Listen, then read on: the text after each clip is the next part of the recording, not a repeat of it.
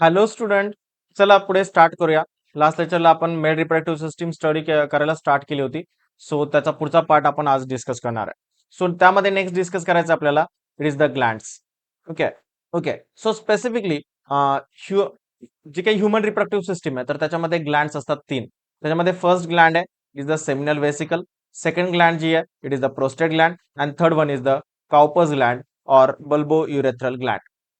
बघा विद्यार्थी मित्रांनो, सेमिनल वेसिकल जे आहे तर सेमिनल वेसिकल जर आपण फिगर जर बघितली मेल रिप्रोडक्टिव्ह सिस्टीम मध्ये, तर दोन्ही पण साईडला या अशा जी एक ग्लँड असते, सो या पार्टला म्हटलं तर सेमिनल वेसिकल.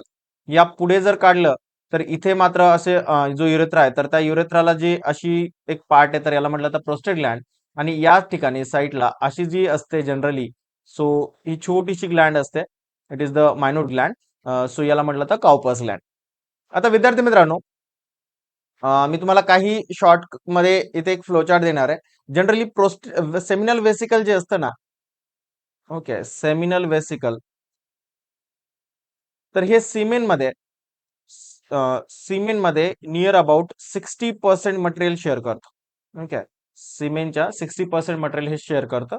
त्याच्यानंतर दुसरी जी ग्लँड आहे प्रोस्टेट ग्लँड.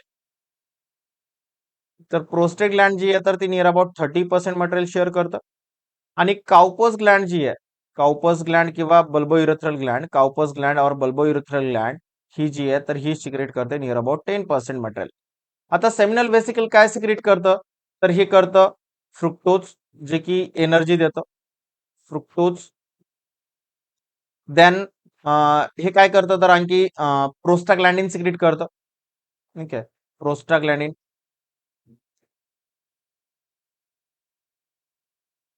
प्रोस्टाग्लॅंडिन सिक्रेट करतं. ओके. त्याच्यानंतर जे प्रोस्टेट ग्लँड जे आहे, तर ते प्रोस्टेट ग्लँड जे आहे तर ते प्रोस्टेट ग्लँड सिक्रेट करतं नियर अबाउट 30%, ज्याच्यामध्ये citric acid and acid फॉस्फटेट्स.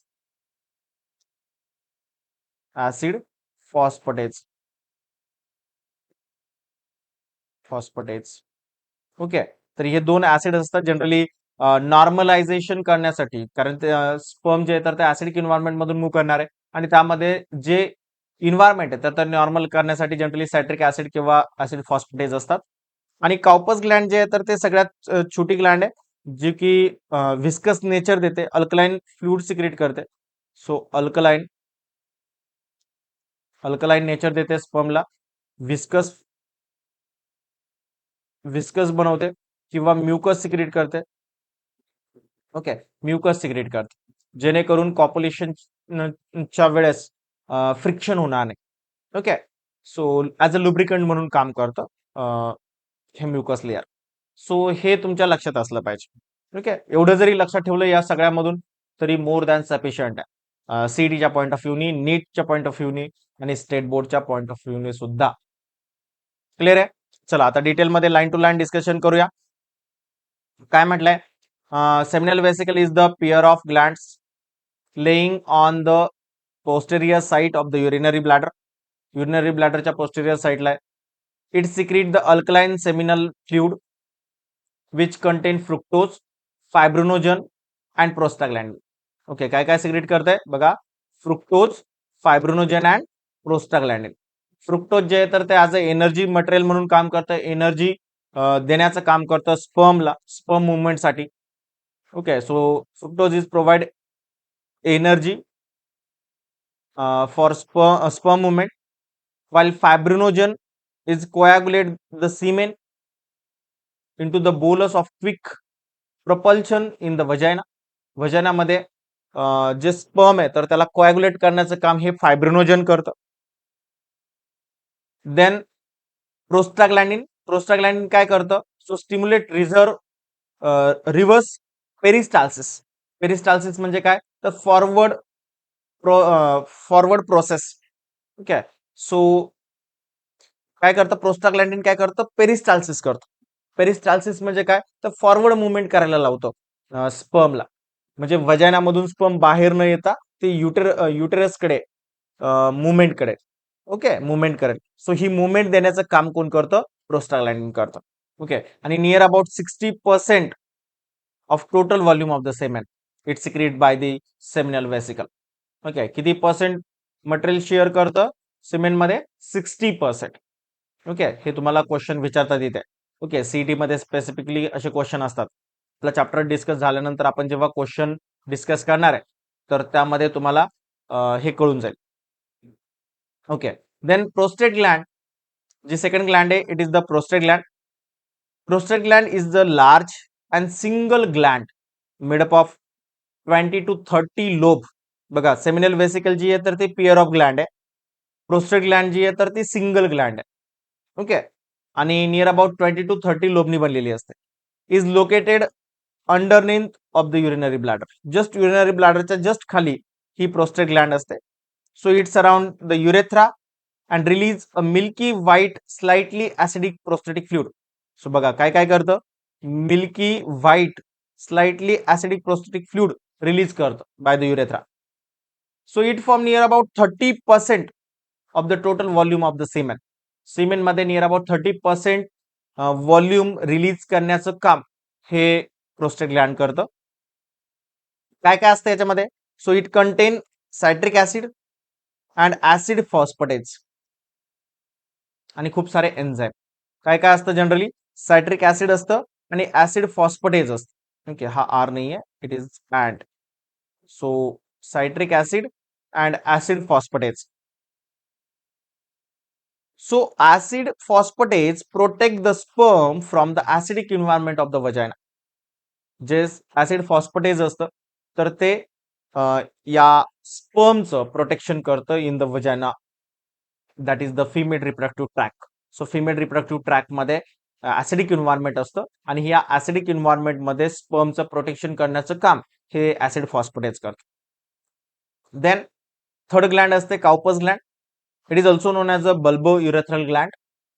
So it is the small pea size and pear of pear gland. बघा, सेमिनल वेसिकल सुद्धा पियर होतं, काउपस ग्लँड सुद्धा पियर मध्ये. मग सिंगल ग्लँड कुठली आहे? It is the prostate gland. तुम्हाला क्वेश्चन विचारलेला आहे, पीवायक्यू आहे सीईटी मध्ये, which is the single gland in the male reproductive system. So कुठली आहे? It is the prostate gland. So ही पण पियर मध्ये आहे, on either side of the urethra. Situated कुठे असते? Either side of the urethra. So this gland secrete the alkaline viscous mucus like fluid which act as a lubricant during the copulation. So Cowper's ग्लँडनी secrete केलेलं जे mucus असेल तर ते work करतं as a lubricant during the copulation. Clear आहे? जे की फ्रिक्शन अवॉइड करेल. ओके, घर्षण अवॉइड करेल. नेक्स्ट ऑलवेज रिमेंबरचा पार्ट आहे. काय always remember? So prostate cancer is a cancer of the prostate gland. Prostate ग्लँडचा कॅन्सर आहे, known as a prostate cancer. Men who are over 50 years of the age and have a daily high consumption of fat. Okay, ज्याचं वय 50 वर्षांपेक्षा जास्त आहे अशा मेलमध्ये जर Melanie जास्त फॅट कंझ्युम करत असेल, फॅट जास्त खात असेल म्हणजे नॉनव्हेज जास्त खात असेल किंवा ऑइल जास्त खात असेल तर अशा मेलला प्रोस्टेट कॅन्सर होऊ शकतो after the age of 50. So increase risk of prostate cancer. Prostate कॅन्सरची रिस्क होऊ शकते. प्रोस्टेट कॅन्सर आपण खूप चीप सोर्सनी टेस्ट करू शकतो. बघा, जी प्रेग्नन्सी डिटेक्शन जी किट असते, ओके, प्रेग्नन्सी डिटेक्शन जी किट असते तर त्या किट मध्ये युरिन टाकल्यानंतर प्रेग्नन्सी दाखवतो. Is it right? Female urine जर टाकलं आणि इथे एक डिस्प्ले असतो, त्या डिस्प्ले मध्ये जर 2 लाईन जर आल्या तर आपल्याला कळतं की प्रेग्नन्सी आहे किंवा नाही आहे. Is it right? पण जर सपोज या प्रेग्नन्सी किट मध्ये जर मेल युरिन टाकलं, काय टाकलं? मेल युरिन, तर नॉर्मली जनरली ही टेस्ट जी आहे तर ती निगेटिव्ह असते. पण मेल युरिन टाकल्यानंतर जर सपोज तिथे 2 लाइनिंग आल्या, ओके, बघा मी काय सांगतो, मेल युरिन टाकल्यानंतर जर इथे 2 लाइनिंग जर आल्या तर याचा अर्थ असा नाही होत की मेल प्रेग्नंट आहे. मात्र याचा अर्थ असा होतो की त्या मेलला प्रोस्टेट कॅन्सर आहे. का बरं असं होतं? बिकॉज ही जी किट आहे तर ही एका हार्मोनच्या बेसिसवरती काम करते, non as a HCG. That is the long form of HCG is the human chronic gonadotropin. आणि जेव्हा प्रोस्टेट कॅन्सर होतो तेव्हा ह्युमन युरिन मध्ये एचसीजीचं अमाऊंट इन्क्रीज झालेलं असतं. अदरवाईज ह्युमन युरिन मध्ये एचसीजी नसतो. हा फक्त फिमेल युरिन मध्ये असतो. ह्युमन मेल युरिन मध्ये नसतो, ह्युमन फिमेल युरिन मध्ये असतो.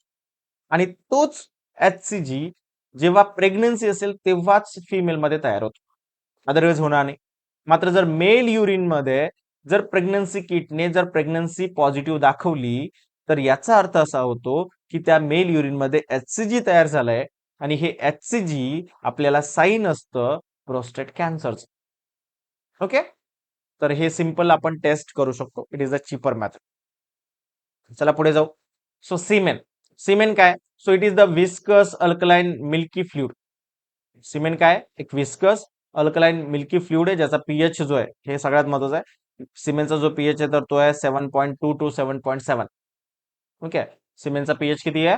7.2 to 7.7. So ejaculated by the male reproductive system. Okay, so male reproductive system through ejaculate केलं जातं. Normally 2.5 to 4 ml of semen is giving out during the single ejaculation. एका ejaculation मध्ये किती sperm release, किती semen release केलं जातं? 2.5 to 4 ml पर्यंत.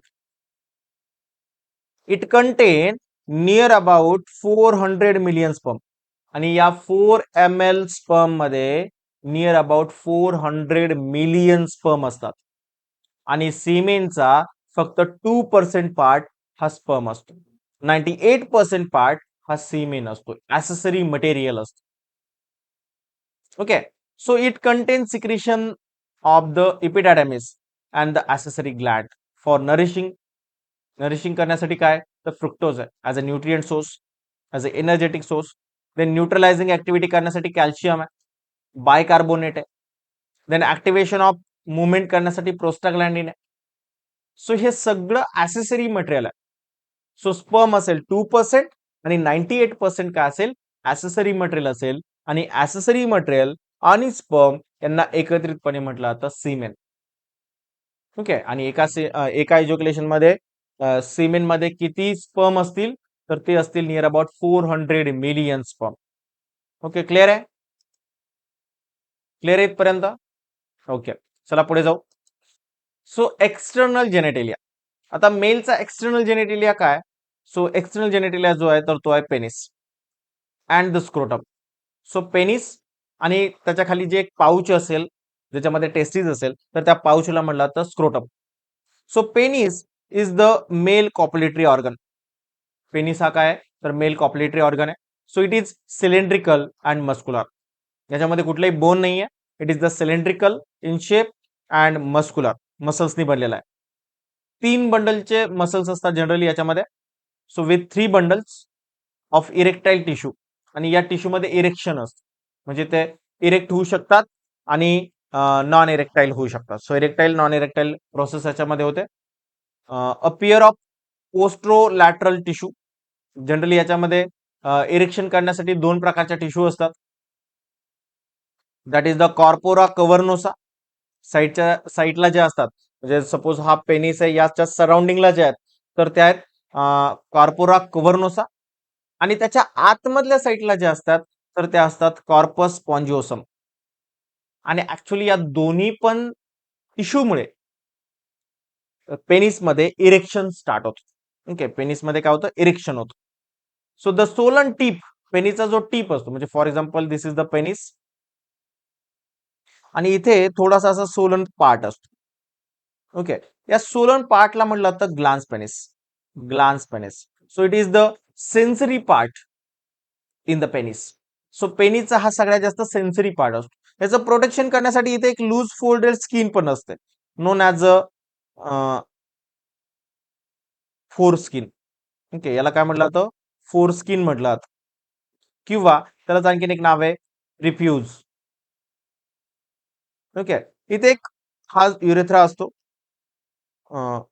Urethra, हा युरेथ्रा जो आहे तर ते कॉमन पॅसेज असतो फॉर सेमेन अँड युरिन, जे की आपण कालच्या लेक्चरमध्ये बघितलं होतं. इथे एक होल असतं. या होल म्हणजे एक ओपनिंग असते, याला म्हटलं तर ओरिफिस.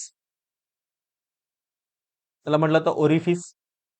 ओके, आणि इथे ज्या सेल्स असतात, इथे सराउंडिंगला ज्या सेल्स असतात, तर त्याला म्हटलं तर कार्पोरा कवर्नोसा. आणि याच्या आतमध्ये ज्या सेल्स असतात, इथे आतमध्ये ज्या सेल्स असतात, इथे आतमध्ये ज्या सेल्स असतात, इथे या साईडला इथे ज्या सेल्स असतात, सो त्याला म्हटलं तर कार्पोरा स्पॉन्जिओसम. ओके, क्लिअर आहे इथपर्यंत? So next, scrotum. आता स्क्रोटम काय? तर स्क्रोटम एक पाऊच आहे बाहेरच्या साईडला आलेलं, ज्याच्यामध्ये टेस्टीज आहेत दोन. ओके, दोन टेस्टीज आहे. So it is a loose pouch of pigmented skin. ही स्किन जी आहे तर ती बाकीच्या बॉडीपेक्षा थोडीशी डार्क असते. ओके, कारण त्याच्यामध्ये जास्त मेलॅनिन पिगमेंट सिक्रेट झालेलं असतं, म्हणून तरी ते म्हटलं ना, the pouch of pigmented skin lying behind the penis. Just पेनिसच्या जस्ट खाली हे पाऊच असतं. So it is divided into right and left scrotal sac. त्याच्यामध्ये दोन सॅक असतात. एक राईट सॅक असते, ज्याला स्क्रोटल सॅक म्हटलं जातं, एक लेफ्ट स्क्रोटल सॅक असते. आणि याच्या आतमध्ये काय असतं, तर याच्या आतमध्ये दोन टेस्टीज असतात. Okay, testes is the primary sexual organ in the male by a septum. याला दोन डिवाइड करण्यासाठी एक सेप्टम असतो, एक लेअर असतो, त्याला म्हटलं तर ट्युनिका डॉटस. आणि हे ट्युनिका डॉटस जे आहे, तर ते बनलेलं असतं स्मूथ मसल फायबरने. Okay, the fetal testes are guided into and retained in the scrotum by a short fibromuscular band called as a gubernaculum. Okay, काय केलं जातं? सो फिटल टेस्टिस जे आहे, तर त्यांना या स्क्रोटल सॅक मध्ये आणून ठेवण्यासाठी एक गाइडेड मेकॅनिझम आहे. आणि हे गाइडेड करण्याचं काम जे केलं जातं, तर ते शॉर्ट फायब्रोमस्क्युलर बँड थ्रू केलं जातं. त्या बँडला म्हटलं जातं गुबेर्नॅक्युलम. ओके, काय म्हटलं जातं? Gubernaculum. So the testes remain suspended in the scrotum by the spermatic cord. त्याच्यावरची जे कव्हर असतं, तर त्याला म्हटलं जातं स्पर्मॅटिक कॉर्ड. मात्र काही मेल असे पण असू शकतात ज्यांच्यामध्ये टेस्टीजच बनल्या नाही. So failure of testes to descend into the scrotum is called as a crypto crypto cryptorchidism. Okay, cryptorchidism हा एक डिसीज आहे, सॉरी डिसऑर्डर आहे. It is not a disease, it is a disorder. It is a abnormality. अशा मेलमध्ये टेस्टीजच नसणार आहे, आणि testes नसल्यामुळे यांच्यामध्ये स्पर्म फॉर्मेशन होणार नाही. असा मेल जो आहे, तर तो स्टराईल असेल. ओके, सो कायरोप्टेरो चिडिझम वरती एक स्टेट बोर्डला एमसीक्यू विचारलेला होता. So failure of testes in the descent into scrotum it's called cryptorchidism. Directly line to line question विचारलेला होता, त्याच्यामुळे हे थोडंसं लक्षात ठेवा. The failure also result in the sterility. कारण जर टेस्टीजच बनल्या नाही, तर टेस्टीज मध्ये स्पर्म फॉर्मेशन होणार नाही. आणि जर स्पर्म फॉर्मेशन झाला नाही, तर तो मेल कसा असेल? स्टराईल असेल. Okay, the cremaster and dartos muscle of scrotum help in downing testes closer or away from the body. बघा, कोण कोण हेल्प करतं? तर दोन प्रकारचे मसल्स हेल्प करतात स्क्रोटमचं कॉन्ट्रॅक्शन रिलॅक्सेशन करण्यासाठी. कोण करतं? तर क्रीमॅस्टर अँड डॉटस. क्रीमॅस्टर अँड डॉटस मसल्स जे असतात, तर त्या स्क्रोटमला हेल्प करतात बॉडीच्या जवळ क्लोज घेण्याचं आणि अवे घेण्याचं. जेणेकरून काय होईल? So it help the maintaining the temperature of the testes. किती कसं मेंटेन केलं जातं? तर बॉडी टेम्परेचर पेक्षा 2 to 3 डिग्री सेल्सिअसनी टेस्टीज मध्ये टेम्परेचर कमी ठेवलं जातं. बघा, the temperature of the testes 2 to 3 degree Celsius lower than the normal body temperature. So necessary for spermatogenesis. कशासाठी? तर स्पर्मॅटोजेनेसिस होण्यासाठी. What is mean by spermatogenesis? So spermato means sperm, genesis means formation. So formation of sperm known as a spermatogenesis. आणि spermatogenesis होण्यासाठी बॉडीपेक्षा 2 ते 3 degree सेल्सिअसनी कमी temperature हे scrotum मध्ये पाहिजे असतं. ओके, क्लिअर आहे इथपर्यंत? ओके, चला पुढे बघूया. सो नेक्स्ट आपल्याला डिस्कस करायचंय फिमेल रिप्रोडक्टिव्ह सिस्टीम. आतापर्यंत आपण डिस्कस केलं mail reproductive system. Mail reproductive system मध्ये जर कुणाला काही क्वेश्चन असेल तर तुम्ही विचारा. आहे कुणाला काही क्वेश्चन? ओके, सो चला पुढे बघूया. Female reproductive system. The female reproductive system consist of the following part. काय पार्ट आहे जस्ट डिस्कस करूया. इथे आपल्याला फिमेल रिप्रोडक्टिव्ह सिस्टीमचा पार्ट दिलाय. सो हा जो आहे, तर हा जो पार्ट आहे तर याला म्हटलं तर वजायना. इट इज नोन ॲज अ वजायना. इथे जो आहे तर याला म्हटलं तर सर्विक्स. सर्विक्स हा जो पार्ट आहे सर्विक्सचा. इथे हा जो आहे तर actually it is the endomembrane. It is the endomembrane किंवा एंडोमेट्रियल वॉल म्हटलं जातं. एंडोमेट्रियल वॉल त्याला म्हटलं तर एंडोमेट्रियल वॉल. इथे जो आहे ही वरची जी आहे तर याला म्हटलं तर पेरीमेट्रियल वॉल. सॉरी, इथे असतं पेरीमेट्रियल wall.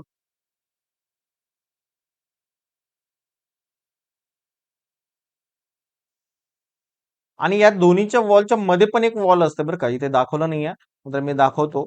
It is the mesometrial wall.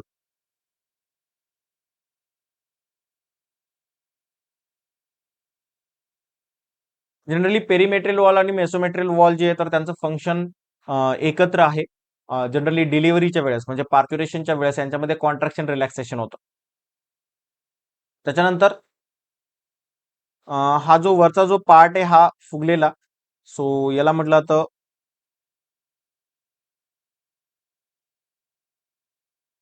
तर फंडस. फंडस. त्याच्यानंतर हा मध्ये असलेला जो पार्ट आहे याला म्हटलं तर uterus. It is the uterus. Uterus ज्याच्यामध्ये फिटस ग्रो होतं. जस्टेशन पिरियड मध्ये फिटस जे ग्रो होतं तर ते या पार्ट मध्ये होतं. त्याच्यानंतर ही जी पूर्ण एक ट्यूब आहे, ही पूर्ण ट्यूब आहे तर हिला म्हटलं तर फॅलोपियन ट्यूब. याला म्हटलं तर फॅलोपियन ट्यूब. फॅलोपियन ट्यूब जी आहे तर ती 3 पार्ट मध्ये डिवाइड झालेली असते. बघा कुठली पार्ट मध्ये डिवाइड झालाय.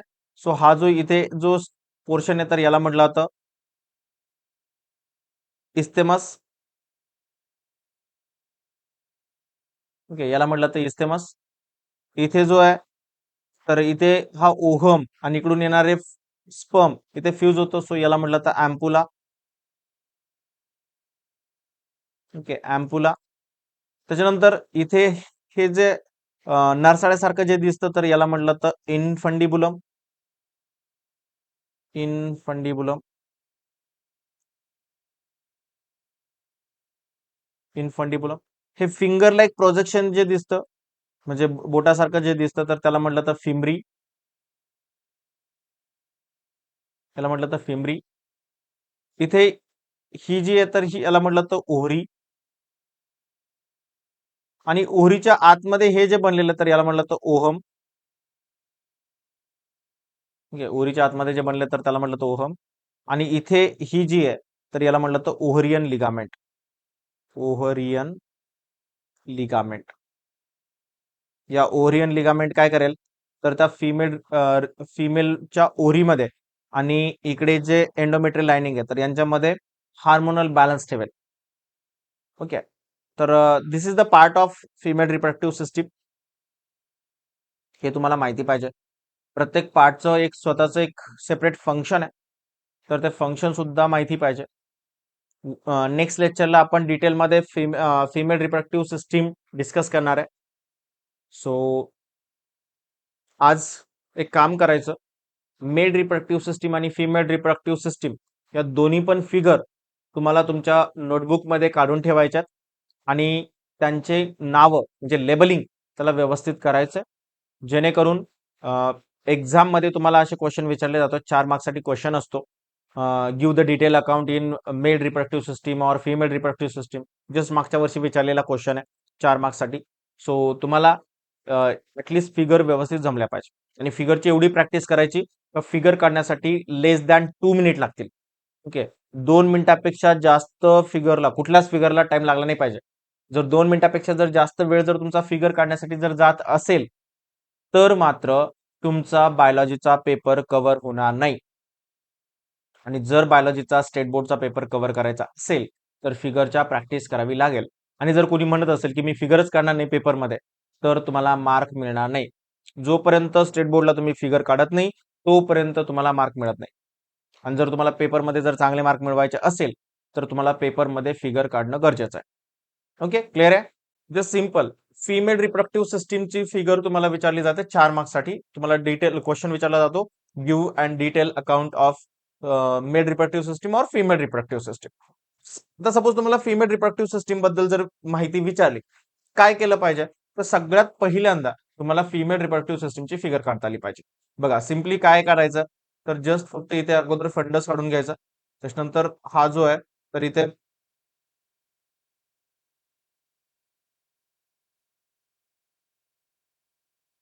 अशी फिगर काढायची.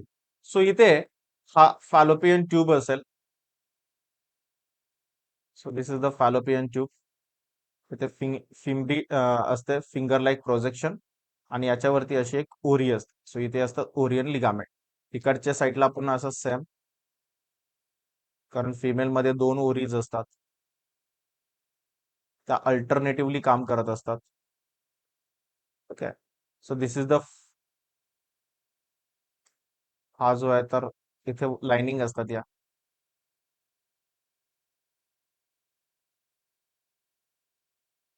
Okay, so this is the female reproductive system. It is the vagina, that is the cervix. This one is the ovary. हे जे फिंगर लाईक प्रोजेक्शन आहे तर त्याला म्हणलं तर फिमरी. त्याच्यानंतर इथे हा फुगलेला जो पार्ट आहे किंवा इथे दाखवतो, इथे फुगलेला हा नरसाळ्यासारखा जो पार्ट आहे तर त्याला म्हणलं तर इन्फंडिबुलम. इन्फंडिबुलम, जिथे मेल गॅमेट आणि फिमेल गॅमेट जिथे फ्यूज होतो तर त्या एरियाला म्हटलं होता अँपुला. त्याच्यानंतर इथे हा जॉईनिंग जे आहे तर याला म्हटलं तर इस्थेमस. इस्थेमस, अँपुल आणि इन्फंडिबुलम या तिघांना एकत्रितपणे म्हटलं तर फॅलोपियन ट्यूब. Fallopian tube. त्यानंतर इथे हा जो वरती आलेला डोम शेप जो पार्ट आहे तर याला म्हटलं तर फंडस. त्यानंतर इथे हा जो असतो तर इथे असतो युटेरस, ज्यामध्ये फीटस जो आहे तर तो ग्रो होतो. त्याच्यानंतर या ज्या असतात तर या 3 मेटेरियल लाइनिंग्स असतात. त्यातली सगळ्यात आतमधली जी असते तर ती असते एंडोमेट्रियल लाइनिंग. एंडोमेट्रियल वॉल म्हटलं जातं. त्याची मध्ये जी असते तर तिला म्हटलं तर मेसोमेट्रियल. मेसोमेट्रियल वॉल. आणि सगळ्यात बाहेरची जी असते तर इट इज अ पेरिमेट्रियल वॉल.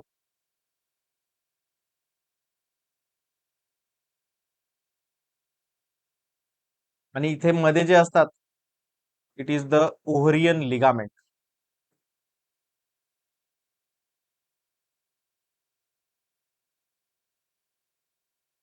या ओव्हरियन लिगामेंट जे असतात तर त्या या ओव्हरीमध्ये आणि एंडोमेट्रियल लाइनिंग मध्ये जे हार्मोनल बॅलन्सिंग आहे किंवा त्याचा रेशो जो आहे, इस्ट्रोजन प्रोजेस्टेरॉनचा रेशो, तर तो मेंटेन करून ठेवतो. ओके, जेणेकरून जे काही मिन्स्ट्रुअल सायकल आहे तर ती मिन्स्ट्रुअल सायकल रेग्युलेट राहते.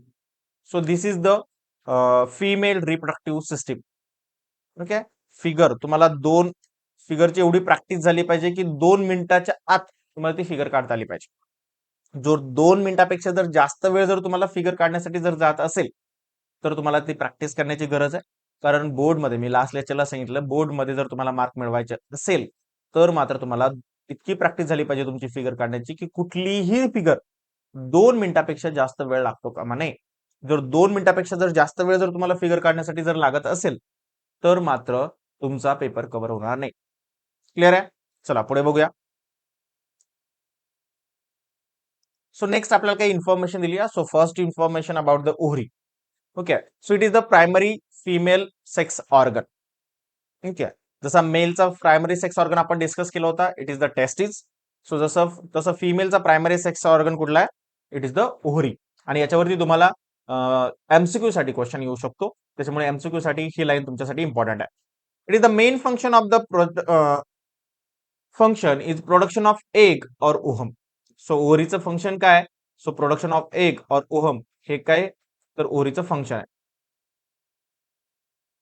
मी जस्ट पेन चेंज करून घेतो जेणेकरून आपल्याला समजायला सोपं जाईल.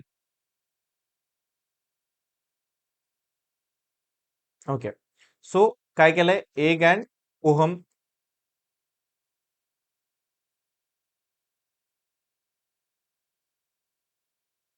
Egg and ohm. आता हे जे आहे तर आणखी काय रिलीज करतं? And the female reproductive hormone.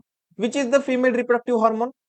Generally female reproductive hormone जे आहेत तर ते दोन असतात. One is the progesterone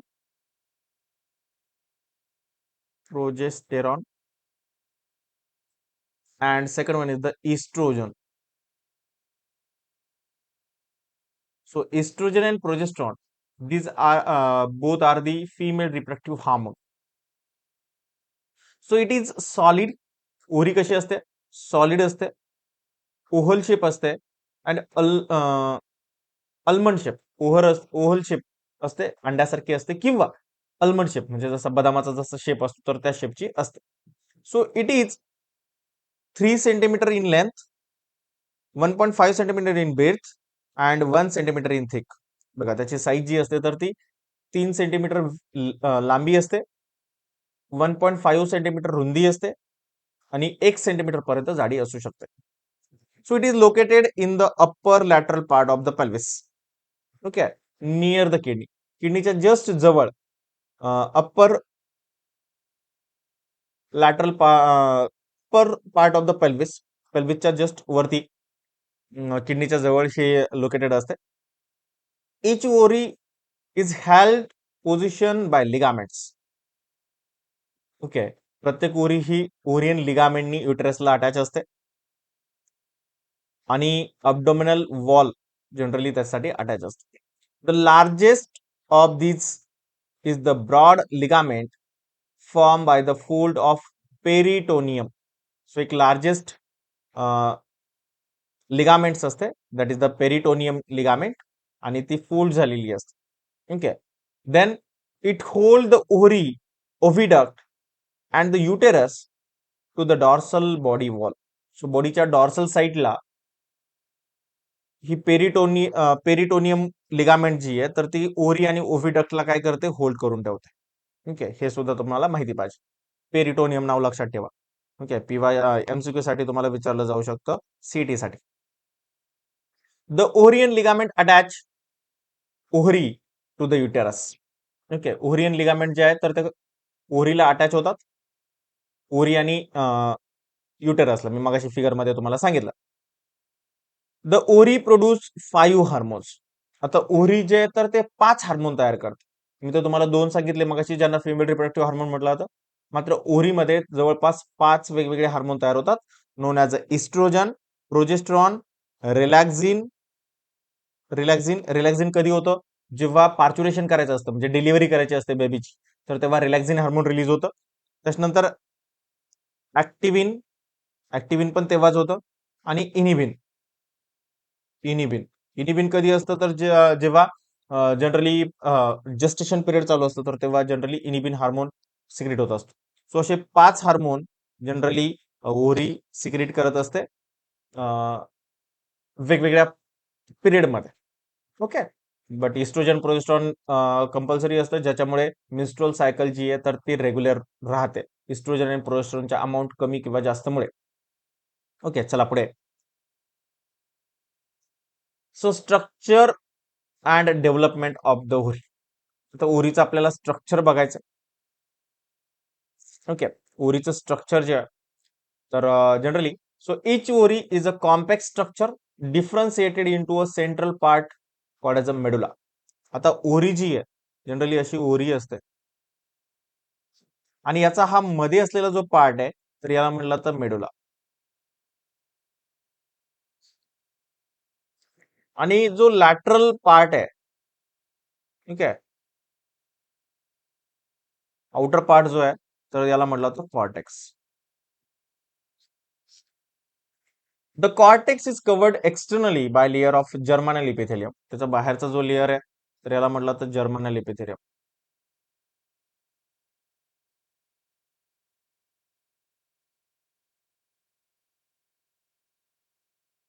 जर्मानल epithelium. The stroma or loose connective tissue of the medulla has blood vessels. So याच्यामध्ये ना अशा ब्लड वेसल्स असतात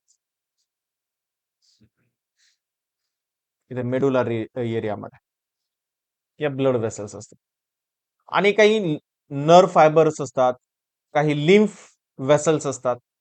ठीक आहे मेडुलामध्ये. The outer cortex is more compact and granular. बाहेरचा जो कॉर्टेक्सचा जो पार्ट आहे तर तो जास्त कॉम्प्लेक्स असतो कारण ऍक्च्युली काम तिथे चालतं. It shows large number of tiny masses of cell called ovarian follicle. आणि याच्यामध्ये काही सेल्स असतात known as ovarian follicles.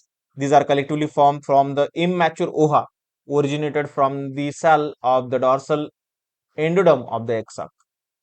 So जो एंडोडम सेल आहेत, डॉर्सल एंडोडम सेल आहेत, तर त्याच्यापासून या इमॅच्युअर ओव्हा ओरिजिन होणाऱ्या ज्या सेल आहेत तर त्यांना म्हणलं तर ovarian follicle. Okay, ovarian follicle. या ओव्हरियन फॉलिकललाच पुढे आपण ओहम मदर सेल, ओके, असं सुद्धा म्हणतो. पुढे मी तुम्हाला ऑर्गॅनोजेनेसिस जे ते सांगेल, सॉरी गॅमेटोजेनेसिस जेव्हा मी सांगत असेल त्याच्यामध्ये आपल्याला जनरली दोन बघायच्यात, एक स्पर्मॅटोजेनेसिस आणि दुसरं oogenesis. सो जेव्हा oogenesis सांगत असेल तर तेव्हा मी तुम्हाला हे डिटेलमध्ये सांगेल. ओके.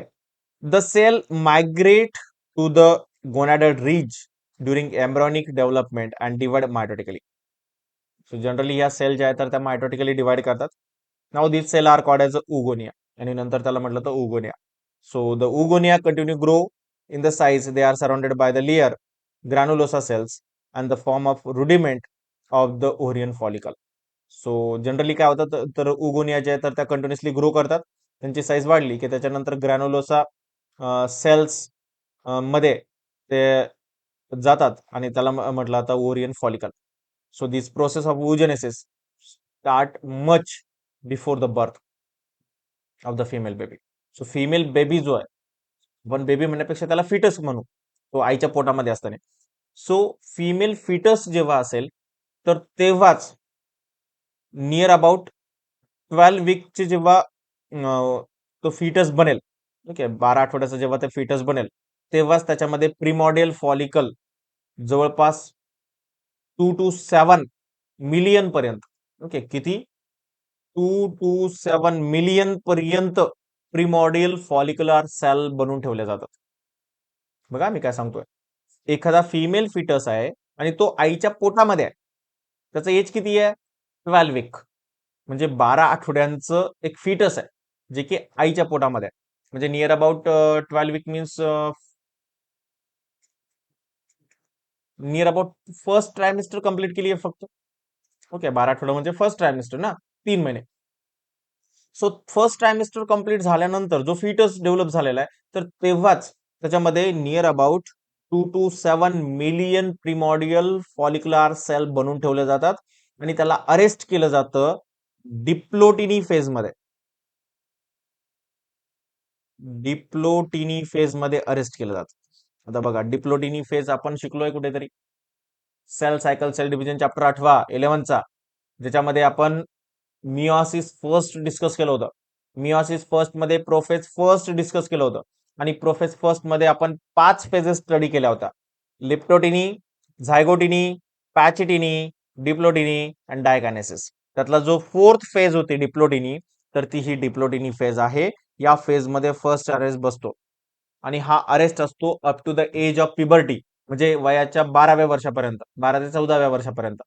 आणि त्यानंतर हा फर्स्ट अरेस्ट निघतो आणि सेकंड अरेस्ट मध्ये येऊन हा ओहम अरेस्ट होतो. Is the metaphase second. Metaphase second मध्ये येऊन अरेस्ट होतो आणि हा मेटाफेज सेकंड मध्ये आलेला अरेस्ट हा जेव्हा याला स्पर्म मिळेल तेव्हा हा अरेस्ट निघतो आणि नंतर फर्टिलायझेशन होतं. क्लिअर आहे इथपर्यंत? ओके, चला आता पुढे एक फिगर डिस्कस करायची आपल्याला. मी जस्ट, ओके, बघा इथे आपल्याला TS4 दिलाय.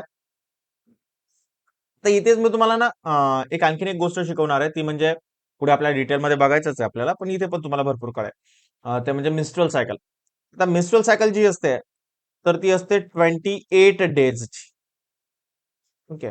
मिस्ट्रल सायकल जी असते तर ती असते 28 डेज.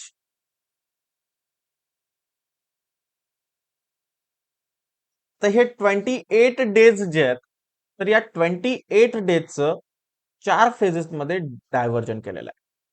यांना सेग्रिगेट केलेलं आहे डिस्कस करण्यासाठी. आता त्या 28 डेज मध्ये ऍक्च्युअल काय होतं उरीमध्ये ते आपल्याला इथे डिस्कस करायचं. ओके. बघा इथे ब्लड वेसल्स आहेत, इथे हा मेडुलाचा रिजन आहे आणि याच्यामध्ये प्रिमॉडियल फॉलिक्युलर सेल बनलेला आहे, जे की मिस्ट्रल सायकलच्या फर्स्ट डेला बनलेला आहे, ज्यांचा नंबर जो आहे तर तो नियर अबाउट 12 to 15 असू शकतो एका मिस्ट्रल सायकलमध्ये. सो त्याच्यामध्ये काय होतं तर त्याच्यामध्ये प्रायमरी फॉलिक्युलर सेल बनतात, नंबर कमी होत जातो. त्याच्यानंतर सेकंडरी फॉलिक्युलर सेल जे आहेत तर त्या बनण्यासाठी जवळपास डेज लागतात, जवळपास 12 days. So first day of menstrual cycle to 12 days of menstrual cycle मध्ये काय बनलेलं असतं, सेकंडरी फॉलिक्युलर सेल बनलेले असतात. 13th डेला काय होतं, 12 डेजला लास्टला टर्शरी फॉलिक्युलर सेल बनतात. मात्र 13th डेला इथे बघा, इथे काय होतं, इथे थोडस 12 डेला थोडस काय होतं, इस्ट्रोजन रिलीज होतं. इस्ट्रोजन रिलीज व्हायला लागतं. त्याच्यानंतर त्याच्यामुळे बनतो mature follicular cell. Mature follicular cell बनली की त्यानंतर हे बनतं at the day of 13. So day 13ला. आणि त्यानंतर इथे इस्ट्रोजनचं अमाऊंट ड्रास्टिकली इन्क्रीज होतं. ठीक आहे, ड्रास्टिकली काय होतं, इन्क्रीज होतं. सो त्या कंडिशनला म्हटलं तर इस्ट्रोजन सर्ज, इस्ट्रोजन सर्ज म्हटलं जातं. आणि हे इस्ट्रोजन सर्ज म्हणजे अचानक इस्ट्रोजनचं अमाऊंट इन्क्रीज होणं. सो त्याच्यामुळे काय होतं, ऍट द डे ऑफ 14 हा जो ओहम जो बनलेला आहे, इथे ऊ साइड जो बनलेला आहे, तर तो या जर्मानल इपिथेलियम मधून बाहेर येतो. सो बाहेर कुठे येतो, तर फिम्ब्री थ्रू, इनफंडिबुलम थ्रू हा येतो फॅलोपियन ट्यूब मध्ये. सो त्या प्रोसेसला म्हटलं जातं ओव्हुलेशन. त्या प्रोसेसला काय म्हटलं जातं, ओव्हुलेशन म्हटलं जातं. आणि ओहम रिलीज झालाय आता, पण त्याचा सराउंडिंगचा जो लेअर आहे known as a germinal epithelium, या जर्मानल इपिथेलियम नंतर at the day of 20, okay, at the day of 20 corpus luteum मध्ये कन्वर्ट होतो. आणि हा कार्पस लुटियम आपल्या ओहरीमध्ये हा एक खूप इम्पॉर्टंट एक फंक्शन प्रोव्हाइड करतो ओहरीला. हा काय करतो, it maintain estrogen and progesterone level in the ovary up to the ovum in the fallopian tube. So जोपर्यंत ओहम फॅलोपियन ट्यूब मध्ये आहे तोपर्यंत कार्पस लुटियम हा काय करतो, इस्ट्रोजन आणि प्रोजेस्ट्रॉनची लेवल मेंटेन करतो. आता ही लेवल जर सपोज त्या ओहमला स्पर्म मिळाला आणि आता फर्टिलायझेशन झालं, तर हा कार्पस लुटियमची जी लाईफ आहे तर ती असते 9 मंथ 9 डेज, म्हणजे अप टू द पार्च्युरेशन पर्यंत. म्हणजे त्याच्यानंतर जे काही मिस्ट्रुअल सायकल जी असते तर ती बंद असते, स्टॉप असते. पण इन केस जर त्या ओहमला स्पर्म मिळालाच नाही, तर आफ्टर 1 वीक तो स्पर्म तिथे डिजनरेट होऊन जातो. आता स्पर्म डिजनरेट झाला की त्याच्यानंतर कार्पस लुटियम हा at the day of 26 or 27 हा कन्वर्ट होतो एका व्हाईट स्कार मध्ये, ज्याला म्हटलं जातं कार्पस अल्बिकन्स. काय म्हटलं जातं, कार्पस अल्बिकन्स. आणि कार्पस अल्बिकनची लाईफ जी असते तर ती असते मॅक्झिमम 24 आवर. आणि 24 आवर नंतर तो पण डिजनरेट होतो आणि त्यानंतर सायकल परत पहिल्यापासून स्टार्ट केली जाते at the day of first. But corpus albicans जेव्हा बनतो तेव्हा ओहरीमध्ये इस्ट्रोजन आणि प्रोजेस्ट्रॉनचा अमाऊंट परत कमी होतं. आणि इस्ट्रोजन आणि प्रोजेस्ट्रॉनचा अमाऊंट कमी झाल्यामुळे एंडोमेट्रियल लाइनिंग मध्ये डिस्ट्रक्शन स्टार्ट होतं. म्हणजे एंडोमेट्रियल लाइनिंगच्या ज्या सेल्स असतात तर त्या तिथे डिस्ट्रक्ट व्हायला लागतात, तुटायला लागतात. आणि त्यानंतर फर्स्ट फेज येते मेन्स्ट्रुअल सायकलची, नोन ॲज अ ब्लिडिंग फेज. आणि तेव्हा मेन्स्ट्रुअल ब्लिडिंग स्टार्ट होतं. आणि जवळपास ही फेज असते 1 डे पासून तर 5th डे पर्यंत, ज्यामध्ये near about 3 to 4 days, averagely 3 days काय होतं, ब्लिडिंग होतं. आणि फिमेल जेनेटेलियामधून म्हणजे वजायनामधून near about per day 45 to 100 ml पर्यंत ब्लिडिंग होत असतं पर डे. आणि इथे जनरली थोडंसं पेन पण असतं. जनरली त्याला आपण लोअर अबडोमेनला पेन असतं, पेन सेन्सेशन होतं. पुढे आपण डिटेलमध्ये जेव्हा मेन्स्ट्रुअल सायकल डिस्कस करू तर तेव्हा मी तुम्हाला डिटेलमध्ये सांगेल. आता हे एवढं कळालंय. जेवढं मी आता तुम्हाला टीएस ऑफ ओरी बद्दल सांगितलं याची इन्फॉर्मेशन पुढे बघायची आपल्याला, पण आता सध्या फिगर तर कळाली. क्लिअर आहे पर्यंत? ओके. सो नेक्स्ट डिस्कस करूया. बघा, थोडीशी इन्फॉर्मेशन दिलेली आपल्याला, जस्ट इन्फॉर्मेशन रीड करून समजून घेऊया. काय म्हटलंय? The cell of germinal epithelium give rise to group of oogonia projecting into the cortex in the form of cord called as a egg tube of Pfluger. Okay. जे cortex मध्ये जे tube like structure आहे किंवा projection आहे, तर त्याला म्हटलं होतं एक ट्यूब किंवा त्याला म्हटलं होतं प्युफर. आता हे जे आहे, इच cord at its end has round mass of oogonial cell called as egg nest. आता या कॉर्टेक्सच्या ज्या एंडला ज्या काही सेल्स असतात तर त्याला म्हटलं तर egg nest. From which of primordial ovarian follicle develop, आणि तिथेच प्रीमॉडियल फॉलिक्युलर सेल ज्या आहेत तर त्या डेव्हलप होतात. So each primordial follicular cell at its centre a large primary oocytes. आता प्रीमॉडियल फॉलिक्युलर सेलच्या सेंटरला काय असतं? प्रायमरी oocytes असतात, जे की डिप्लॉइड असतात. डिप्लॉइड म्हणजे 2 सेट ऑफ क्रोमोझोम असतात त्याच्यामध्ये. ओके, क्लिअर आहे? Okay, next. सो आता हे प्रायमरी oocyte जे आहेत, surrounded by a single layer of a flat follicular cell. So याच्या सराउंडिंगला काय असतं? तर एक सिंगल लेअर असतो ज्याला फ्लॅट फॉलिक्युलर सेल म्हटलं जातं. The primary oocyte start with the meiotic division but get arrested in the meiosis first. बघा, मी तुम्हाला सांगितलं मगाशीच की प्रायमरी oocyte जे आहेत तर ते मियोटिक डिव्हिजन स्टार्ट तर करतं, मात्र मियोसिस फर्स्ट मध्येच अरेस्ट राहतं. कुठे असतो मियोसिस फर्स्ट मध्येच अरेस्ट? तर प्रोफेज फर्स्ट मध्येच अरेस्ट असतो. प्रोफेज फर्स्ट मध्ये पण कुठे असतो? तर डिप्लोटिनी फेज मध्ये अरेस्ट असतो, जे मी तुम्हाला लास्ट स्लाइड मध्ये सांगितलं होतं.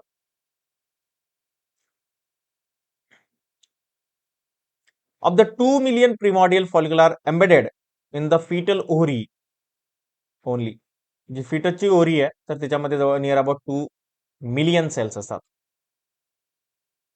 Only about 1 million remain at the birth. Okay, but birth बनल्या 2 मिलियन, काही मध्ये 7 मिलियन पर्यंत पण बनू शकतात. पण जेव्हा बर्थ होते तेव्हा मात्र शिल्लक राहतात फक्त 1 मिलियन. 1 मिलियनची होते death. Okay, but up to the puberty म्हणजे at the age of 12 to 14, ठीक आहे, 12 ते 14व्या वर्षापर्यंत त्याला म्हटलं तर प्युबर्टी एज, जेव्हा सेक्शुअल मॅच्युरिटी येते, सो त्याला म्हटलं तर age of puberty. So puberty age पर्यंत मात्र त्या राहतात फक्त 40,000. ओके, किती राहतात? 40,000. The next, the large scale destruction of the primordial follicular during growth is called as a atresia. Okay, so जर याच्यापेक्षा जर जास्त ग्रोथ जर झाली तर त्या कंडिशनला म्हटलं तर अट्रेसिया. The development of प्रिमॉडियल follicles into mature और ग्राफन फॉलिकल. सो प्रिमॉडियल सेल जे आहेत तर त्यानंतर डेव्हलप होऊन कशामध्ये येतात? ग्राफन फॉलिकल, किंवा त्यालाच म्हटलं तर mature Graafian follicle. So restart with onset of the puberty. So puberty नंतर हे रिस्टार्ट होतं. So during each menstrual cycle, only one primordial follicular cell start growing and to form Graafian follicle. प्रत्येक menstrual cycle ला एकच Graafian follicle बनतो. So each cycle alternately, हा हे खूप इम्पॉर्टंट आहे, each cycle alternately one of the two ovaries produce the Graafian follicle. या ज्या आहेत तर या दोन्ही पण ओव्हरी ज्या आहेत तर अल्टरनेटिव्हली काम करतात, आणि हे अल्टरेशन मेंटेन ठेवण्यासाठी तिथे दोन हार्मोन काम करतात, known as estrogen and progesterone. पण इन केस जर इस्ट्रोजन प्रोजेस्ट्रॉनच्या लेवलमध्ये जर डिफेक्ट जर झाला तर त्याच्यामुळे दोन्हीकडून पण एकाच वेळेस ओहम रिलीज होऊ शकतात, दोन्ही पण ओहम एकाच वेळेस फर्टिलाइज होऊ शकतात, आणि चान्सेस असतो डायझायगोटिक ट्विन्स बनण्याचे. आता डायझायगोटिक ट्विन्स म्हणजे दोन झायगोट पासून बनलेले ट्विन्स, आणि हे दोन्ही पण ट्विन्स दोन वेगवेगळे असू शकतात. म्हणजे यांच्यामध्ये एक मेल दुसरा फिमेल असू शकतो, किंवा दुसरा फिमेल पहिला मेल असू शकतो. यांच्यामध्ये कुठलीही सिमिलॅरिटी नसणार आहे, म्हणजे जसं की फिंगर प्रिंटिंग यांचं सेम नसेल, रेटिना सेम नसेल, टिप ऑफ टंग सेम नसेल, और सॅटेलाइट डीएनए सुद्धा सेम नसेल. पण जर हेच मोनोझायगोटिक म्हणजे एकाच झायगोट पासून जर बनत असेल, तर मात्र हे सगळं यांच्यामध्ये सिमिलर असू शकतं. ओके, सो पुढे the first menstrual cycle or menarche. बघा इथे खूप इम्पॉर्टंट वर्ड दिलाय. फर्स्ट मिन्स्ट्रुअल सायकललाच काय म्हणलं जातं? मेनार्च म्हटलं जातं. आणि लास्ट मिन्स्ट्रुअल सायकलला म्हटलं जातं menopause. Menarche means first menstrual cycle, last menstrual cycle means menopause. हे लक्षात ठेवा. So normally about 13 years, okay, वयाच्या 13व्या वर्षी मेनार्च होतं. आणि menopause that means stopping the cycle happens at the age of 45 to 55 years. So near about the age of 45 to 55 जी last menstrual cycle असते, तर त्याला म्हटलं तर मोनोपॉज. ठीक आहे. सो मेनार्च अँड मेनोपॉज हे दोन गोष्टी लक्षात ठेवा. The period in between menarche and menopause is the reproductive age of the female. ठीक आहे. बघा किती एज असतं रे? बघा 13ला फर्स्ट मेन्स्ट्रुअल सायकल येते, 45ला संपते. जर आपण असं केलं तर 45 मायनस 13 किती होतील? 33. So near about 33 years approximately काय तर रिप्रोडक्टिव्ह एज असतं फिमेलचं.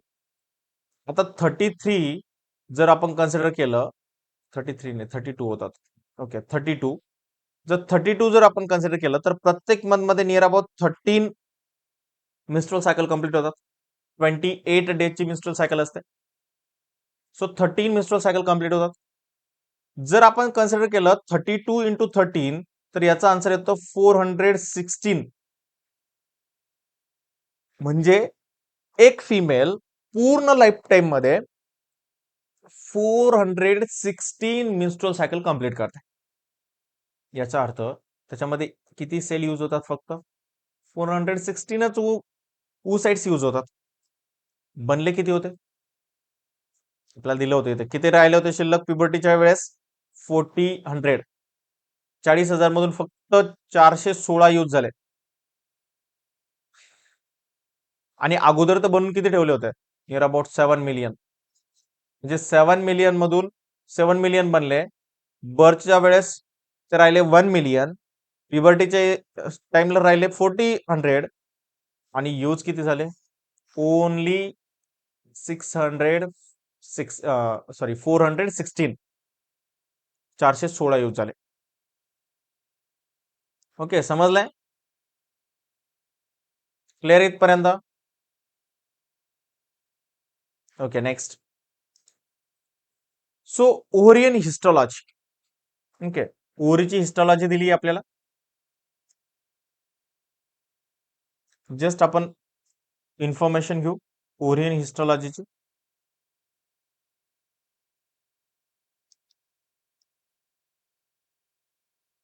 So histology of mature ovary in the mature female. We have discussed a primary structure of ovary. Okay, आपण प्रायमरी स्ट्रक्चर बघितलं ऍक्च्युली. आता मॅच्युअर ओव्हरी काय असते? तर याच्यामध्ये कॉर्टेक्स असतो. वेगवेगळ्या डिफरंट स्टेजेस असतात, डेव्हलपमेंट स्टेजेस. ओव्हरी जे आहेत तर सायक्लिक चेंज होतात. सगळ्यात महत्वाचं सायक्लिक चेंज असतात ओव्हरीमध्ये. अकरिंग ड्युरिंग इच मिन्स्ट्रुअल सायकल. प्रत्येक मिन्स्ट्रुअल सायकल मध्ये सायक्लिंग चेंज होतात. It involve maturation of the प्रिमॉडियल follicle into primary, secondary follicular cell, tertiary follicular cell, then form the Graafian follicles. Okay, so each primary follicular has multi-layer cuboidal follicular cell. Primary follicular cell जे आहेत तर त्या multi-layer cuboidal follicular cells असतात. The stroma cell add theca over the follicle. ज्या stroma cell असतात तर त्याच्यावरती theca layers बनतात. Okay, so it now change into the secondary follicle. So primary follicular पासून नंतर सेकंडरी फॉलिक्युलर बनलं, त्याच्यानंतर त्याची ग्रोथ होते, ग्रॅन्युलोसा सेल इन्क्रीज होतात नंबर, आणि ते producing the hormone known as a estrogen. Estrogen hormone form व्हायला लागतं, प्रोड्यूस व्हायला लागतं, आणि त्याच्यानंतर सेकंडरी फॉलिक्युलर सेल जी थोडीशी ग्रो होते, आणि त्याच्यापासून बनवलं जातं Graafian follicle. Okay, Graafian follicular बनतं. Then as this process of maturation of follicular takes place, so follicular cell जे आहेत तर त्या मॅच्युअर होतात, आणि नंतर ग्राफन फॉलिक्युलर जो आहे तर ऍट द डे ऑफ 14 त्याचं काय केलं जातं, ओव्हुलेशन केलं जातं. ओके, ओव्हुलेशन म्हणजे काय, तर ओहरीमधून ओहम फॅलोपियन ट्यूब मध्ये टाकला जातो थ्रू दी फिमरी. ठीक आहे, फिमरीच्या हेल्पनी इनफंडिबुलम मधून तो टाकला जातो, कारण इनफंडिबुलमचा शेप कसा आहे, तर असा आहे. इकडे ओरी आहे, सपोज ही ओरी आहे आणि हा इनफंडिबुलम आहे, सो असा आहे, आणि हे फिंगर लाईक प्रोजेक्शन जे आहे तर त्याला आपण म्हणतो फिमरी. ओके, सो फिमरीने ते पकडून धरलेलं आहे, ही ओरी आहे, आणि या ओरीमधून असा ओहम या फॅलोपियन ट्यूब मध्ये टाकला जातो. सो त्या गोष्टीला म्हटलं तर ओव्हुलेशन, आणि ओव्हुलेशन होतं at the day of 14. Okay, 14व्या दिवशी, मिस्ट्रोल सायकलच्या 14व्या दिवशी होत. आणि त्याच्यानंतर जो काही फर्टिलायझेशन पिरियड आहे, ओके, ज्याला आपण फर्टाईल पिरियड म्हणतो आपण फिमेलचा, तर तो near about 1 or 2 week. Okay, and the remaining part of the follicle changes into the temporary endocrine gland known as a carpus luteum. Okay, एक टेम्पररी एंडोक्राइन ग्लँड बनते known as a corpus luteum. So corpus luteum जे आहे तर ते changes करतं. Temporary endocrine gland आहे corpus luteum, जे की इस्ट्रोजन आणि प्रोजेस्ट्रॉन मेंटेन करतं. Then if fertilization did not take place, जर फर्टिलायझेशन जर नाही झालं तर कार्पस लुटियमचं कन्व्हर्जन म्हणजे कार्पस लुटियम डिजनरेट होतो, आणि त्याचं कन्व्हर्जन होतं कार्पस अल्बिकन्स मध्ये. आता कार्पस अल्बिकन्स काय, तर कार्पस अल्बिकन्स जो आहे तर कार्पस अल्बिकन्स हा जस्ट एक व्हाईट स्कार आहे. ओके, व्हाईट स्कार आहे, आणि हा व्हाईट स्कार जो आहे तर तो 24 आवर पर्यंत तिथे राहतो, आणि त्याच्यानंतर तो पण डिजनरेट होतो.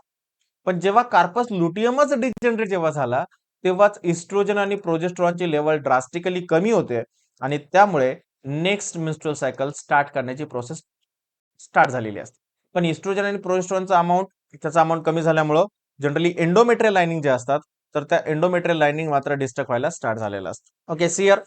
सो ग्राफन फॉलिकल जो आहे तर त्याबद्दल आपल्याला इथे डिस्कस करायचं आहे. So Graafian follicle is a mature ovarian follicle. At the day of 13th मध्ये तो मॅच्युअर होईल, जेव्हा मीन्स इस्ट्रोजनचा अमाऊंट इन्क्रीज होईल ओव्हरीमध्ये. सो त्याला म्हटलं तर इस्ट्रोजन सर्ज, आणि इस्ट्रोजन सर्ज झाल्यानंतर ग्राफन फॉलिकल मॅच्युअर होतो, आणि ग्राफन फॉलिकल जो आहे तर तो बनलेला असतो जो सेकंडरी ओसाइट्स पासून बनलेला असतो. ओके, बघा इथे दिलं information. Okay, so structure of Graafian follicle is a mature ovarian follicle. हे अल्टरनेटिव्ह नाव आहे, तुम्हाला सीईटी मध्ये प्रश्न विचारला जाऊ शकतो याच्यावरती. आणि eccentric secondary oocyte is surrounded by the non cellular layer known as a zona pellucida. So याच्या सराउंडिंगला जो लेअर आहे तर तो आहे zona pellucida. Secreted by the vitelline membrane by oocytes. हे जे झोना पेलुसिडा जे मेम्ब्रेन आहे तर त्या व्हॅटेलाइन मेम्ब्रेननी, हा व्हॅटेलाइन मेम्ब्रेन जो आहे तर त्याने सिक्रेट केलेला आहे. The outer most protective and fibrous covering is called as a theca एक्स्टर्ना.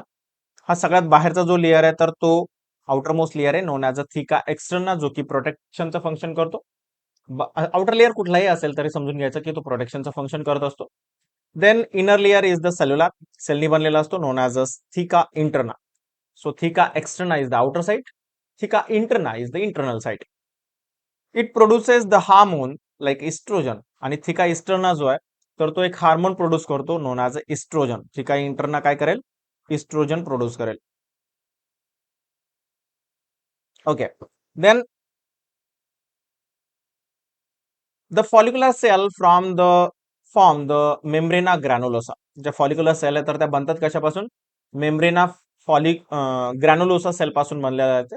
From the membrana granulosa the cell differentiate into discus proligerus and the corona radiata cell. Generally membrana granulosa cell ज्या आहेत तर त्या दोन part मध्ये divide होतात. मेम्ब्रेना ग्रॅन्युलोसा, त्याच्यापासून दोन टाईपच्या सेल्स बनतात. एक बनल्या जातात डिस्कस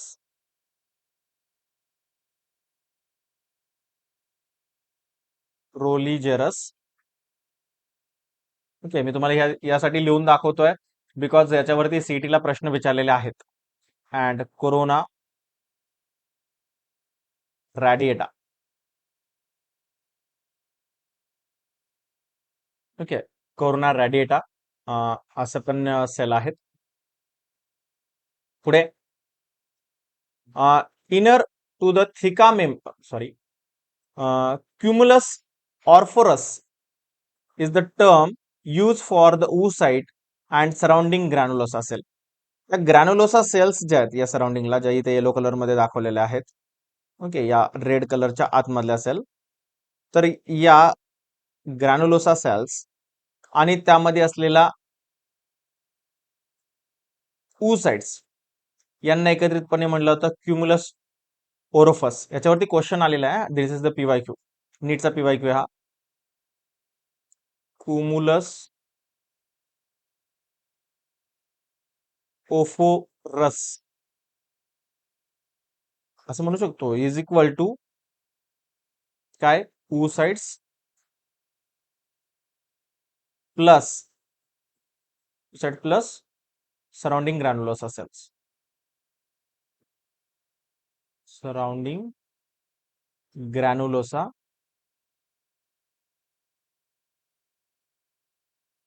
सेल्स. ओके, तर हे पण तुम्हाला माहित पाहिजे. Is then a fluid filled cavity, त्याच्यामध्ये जे फ्लुइड असतं, this is the fluid known as a antrum. या फ्लुइडला अँट्रम म्हणलं होतं, जे की oocytes आणि मेम्ब्रेना ग्रॅन्युलोसा यांच्यामध्ये एक इंटरमिडिएट म्हणून काम करतं. So it is filled with the fluid called as a liquor folliculi. याच्यामध्ये जे फ्लुइड आहे त्या एरियाला म्हटलं जातं, कॅव्हिटीला म्हटलं जातं अँट्रम, आणि त्याच्यामध्ये जे फ्लुइड असतं त्याला म्हटलं जातं लिक्वर फॉलिक्युली. ओके, त्याच्यामध्ये जे फूड जे फ्लुइड आहे, okay, fluid means semi solid material that is the quasi substance that like a jelly substance, तर त्याला म्हटलं तर liquor folliculi. Okay, liquor liquor folliculi असं म्हटलं जातं. चला नेक्स्ट, पुढचा एक पार्ट आहे oviduct, that is the fallopian tube, किंवा त्यालाच म्हटलं जातं युटेराइन ट्यूब. आता बघा विद्यार्थी मित्रांनो, हा जो फंडस आहे आणि हा युटेराइन वॉल आहे, तर इथे असतात ओव्हरियन लिगामेंट आणि इथे असतात ओहरी. ओके, ह्या ज्या आहेत ओहरी, तर या ओहरी पासून आणि या पासून इथे एक ट्यूब तयार झालेली आहे. So it is the finger like projection.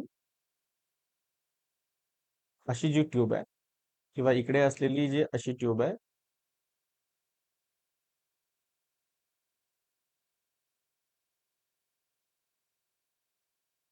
Okay, तर या ट्यूबला म्हटलं जातं फॅलोपियन ट्यूब, किंवा त्यालाच म्हटलं जातं ओव्हिडक्ट, किंवा त्यालाच म्हटलं जातं युटेराइन ट्यूब. ओके, आता याच्यामध्ये तीन पार्ट असतात बघा. इथे हा जो नरसाळ्यासारखा जो पार्ट आहे, तर याला म्हटलं जातं infundibulum.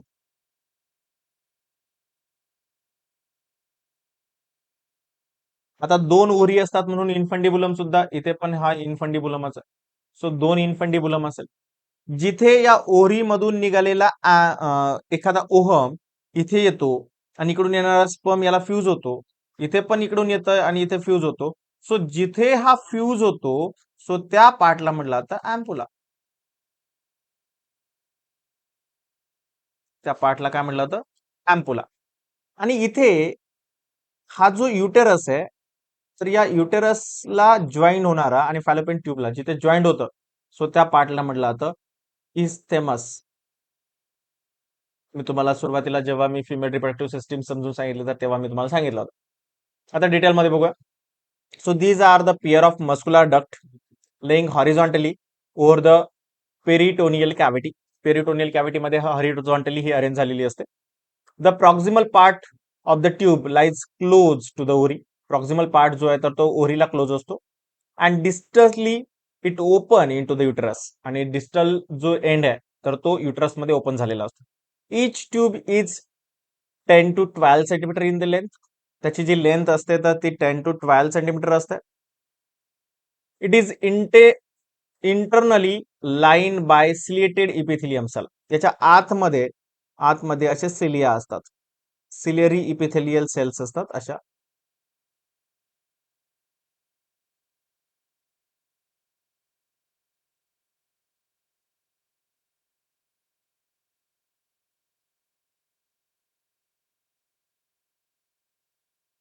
Okay, so ciliary epithelial cells. It can be divided into 3 part. 3 region मध्ये डिवाइड झालेला आहे, इन्फंडिबुलम, अँपुला अँड इस्टेमस, किंवा त्यालाच म्हणलं तर cornua. So infundibulum that is the proximal funnel like part. मी तुम्हाला मगाशीच म्हटलं होतं फनेल शेप किंवा त्याला नरसाळ्याच्या शेप सारखं म्हटलंय. So opening is called as याची जी ओपनिंग असते तर तिला म्हटलं तर ostium, surrounded by many finger like processes. हे फिंगर लाईक प्रोजेक्शन जे दिसतं तर त्याला म्हटलं तर fimbriae. Okay, fimbriae. So of these at least one is long and connected to the ori. So हे फिमरी जे आहेत तर ते ओरीला कनेक्टेड असतात. The cilia and the movement of fimri help to driving the ovulated egg in the ostium to the ostium. So ostium मधून म्हणजे जो ओरीमध्ये जो एग आहे तर तो या ओस्टियम थ्रू इथून जो आहे तर तो फिमरीच्या हेल्पनी, ओके, फिमरीची अशी मुवमेंट चालू असते, सो फिमरीच्या हेल्पनी तर तो आतमध्ये येतो फॅलोपियन ट्यूब मध्ये. कोण? तर ओहम किंवा ओहम मध्ये असलेला egg. Okay, next ampulla. Ampulla काय? So it is the middle part. It is the long straight part of the oviduct or fallopian tube, जिथे जनरली फर्टिलायझेशन होतं. सो फर्टिलायझेशन जिथे होतं म्हणजे जिथे स्पर्म आणि ओहम जिथे फ्यूज होतात, ओके, सो त्या पार्टला म्हणलं तर ampulla. So ampulla it is not a fix region, okay, एक फिक्स असा प्लेस नाहीये. सो जिथे हे दोन्ही एकत्र येतात त्या पार्टला अँपुला म्हटलं जातं फॅलोपियन ट्यूब मध्ये. Okay, so ampulla. Then third part or third portion of the fallopian tube known as a isthmus, or it is also known as a cornua. हा कॉर्नुआ किंवा इस्तेमस जो आहे at the distal narrow part of the duct, जो की open झालेला असतो uterus मध्ये. बघा, हा युटेरसचा पार्ट आहे आणि हा युटेरस मध्ये इथे ओपन झालेला आहे. ओके, सो याला म्हटलं तर इस्तेमस. काय म्हणतात? इस्तेमस म्हणतात. क्लिअर आहे? इथपर्यंत क्लिअर आहे?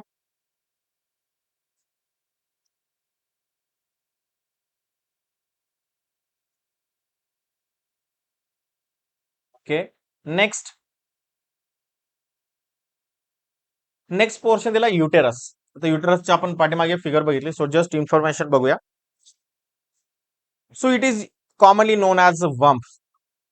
याला वर्म म्हटलं जातं बिकॉज फिटची जी ग्रोथ आहे तर या युटेरस मध्येच होणार आहे. So it is a hollow, मोकळी जागा आहे. मस्क्युलर बॉडी आहे. पियर शेप ऑर्गन आहे. पियर म्हणजे पेरूच्या शेपचा. Located above the behind the urinary bladder. Just urinary ब्लॅडरच्या खाली असतो हा part. So it is about 7.5 centimetre long, 5 centimetre wide broad and 2.5 centimetre thick. याचं मेजरमेंट जे आहे तर ते 7.5 सेंटीमीटर लॉंग असतो, 5 सेंटीमीटर ब्रॉड असतो अँड 2.5 सेंटीमीटर जस्ट थिक असतो. The uterus it is also divided into 3 part. 3 part मध्ये uterus divide केला जातो. जनरली युटेरस जो आहे तर त्याचा असं वरती एक पोर्शन असतो, या डोम शेप पार्टला म्हणलं तर फंडस.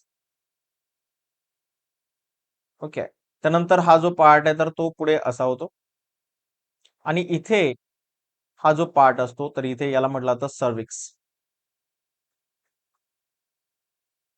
आणि मध्ये जो पार्ट आहे तर त्याला म्हटलं तर बॉडी. सो अशा 3 पार्ट मध्ये डिवाइड झालेला असतो, fundus, body and cervix.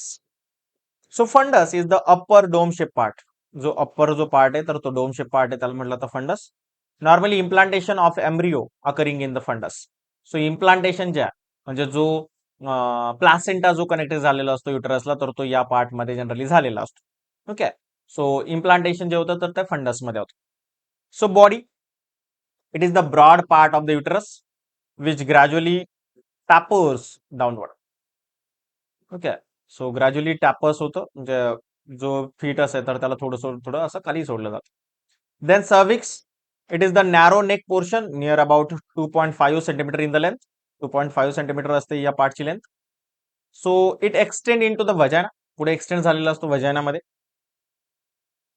It's passage has two opening, दोन ओपनिंग असतात. इथे इथे एक ओपनिंग असते, इथे एक ओपनिंग असते. So internal os toward the body and external os toward the vagina. याला एक्सटर्नल ओएस म्हटलं जातं आणि याला इंटरनल ओएस म्हटलं जातं.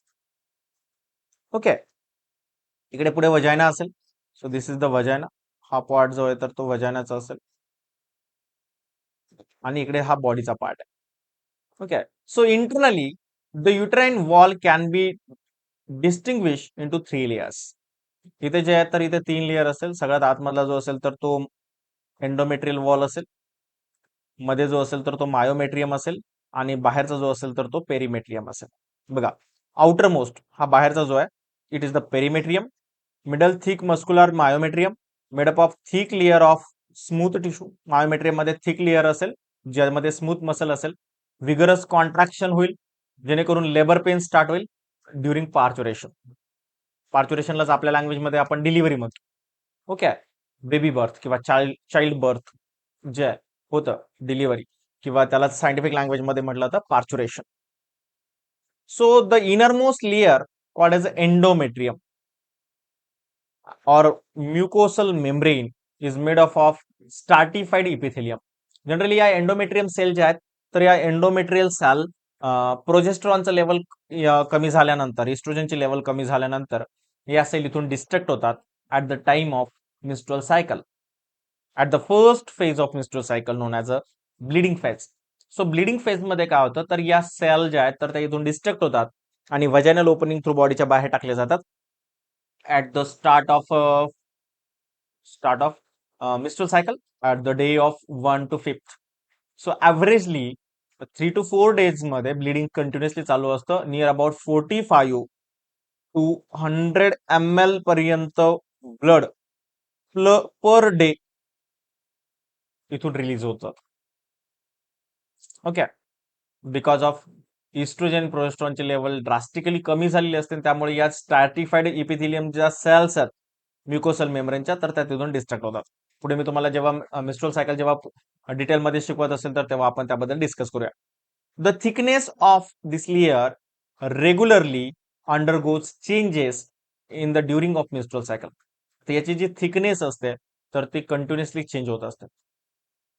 It is richly supplied with blood vessels and uterine glands. So याच्यामध्ये काय असतं तर सगळ्यात जास्त तर ब्लड वेसल्स असतात आणि युटराइन ग्लँड असतात. So this provide nourishment to the developing foetus. आणि याच्यामुळे काय होतं तर डेव्हलपिंग फिटसला नरिशमेंट मिळते, फूड मिळतं. ओके, सो नेक्स्ट, आता डू यू नो सेक्शन मध्ये आपल्याला दिलं युटरस कॅन्सर. युटरसचा सुद्धा कॅन्सर होतो. So most of the uterine cancer being in the layer of the cell that form the lining of endometrial uterus. जे endometrium लाइनिंगच्या ज्या cells असतात तर त्यांच्यामध्ये डिव्हिजनचा रेट जास्त असतो आणि त्याच्यामुळेच सगळ्यात जास्त कॅन्सर जो स्टार्ट होतो तर तो एंडोमेट्रियम लाइनिंग मध्ये होतो. सो सिम्पटम्स काय आहेत तर abnormal bleeding between the periods. So periods मध्ये अबनॉर्मल ब्लिडिंग होतं, खूप जास्त ब्लिडिंग होतं. व्हॅजिनल ब्लिडिंग होतं after menopause also. So menopause म्हणजे लास्ट मिन्स्ट्रुअल सायकल जी आहे तर ती झाल्यानंतर सुद्धा व्हॅजिनल ब्लिडिंग होतं. And abnormal watery, just abnormal watery release होतं. व्हाईट स्कार रिलीज केला जातो. Blood tine discharge from the वजायना. Okay, काही ब्लड वजायनामधून डिस्चार्ज केलं जातं किंवा पेल्विक पेन होतं, कंबर दुखतं आपतं. हे सगळे सिम्पटम जे आहेत तर ते युटरस कॅन्सरचे असू शकतात. डिटेक्शन काय तर जनरली पॅप स्मेअर टेस्ट केली जाते किंवा बायोप्सी केली जाते. जनरली तिथून काही सेल्स काढले जातात आणि त्याची टेस्ट केली जाते किंवा अल्ट्रासाऊंड केलं जातं, सोनोग्राफी केली जाते. ट्रीटमेंट काय तर कुठल्याही कॅन्सरमध्ये जनरली 3 फेजमध्ये ट्रीटमेंट केली जाते. First phase is the chemotherapy, second phase is the radiation और सर्जिकली रिमूव्ह. ओके. आणि third phase is the hormonal therapy. जर काही कॅन्सरमध्ये, जसं की ब्रेस्ट कॅन्सरमध्ये हार्मोनल थेरपी दिली जाते, बट इथे मात्र युटरस कॅन्सरमध्ये काय केलं जातं? हेस्टेरोक्टेमी केलं जातं. हेस्टेरो हेस्टेरोक्टेमी म्हणजे काय? तर हेस्टेरोस्टेमी म्हणजे surgically remove of uterus. Uterus remove करून टाकला जातो. ओके, त्याला म्हटलं जातं हेस्टेरोक्टोमी. आणि हे जे आहे तर हे लेझर थ्रू केलं जातं ऑपरेशन. फक्त जस्ट 2 होल केले जातात जस्ट युटरसच्या लोअर अब्डोमेन कॅव्हिटीमध्ये, आणि त्या होलमधून युटरस कट करून बाहेर काढला जातो आणि स्टिचेस केले जातात, जेणेकरून याच्यामध्ये त्रास कमी होतो. जास्त स्टिचेस पडत नाही. जस्ट 4 टाके असतात फक्त, आणि त्यातून युटरस काढला. पण युटरस काढल्यानंतर मात्र अशी फिमेल, स्टराईल फिमेल बनते, आणि त्याच्यामुळे लाईफच्या फर्स्ट स्टेजमध्ये किंवा रिप्रोडक्टिव्ह एजमध्ये जनरली हे केलं जात नाही. आफ्टर द रिप्रोडक्टिव्ह स्टेज म्हणजे आफ्टर द मोनोपॉज जनरली हे केलं जातं. Okay, hysterectomy. क्लिअर इथपर्यंत? याच्यामध्ये काय doubt?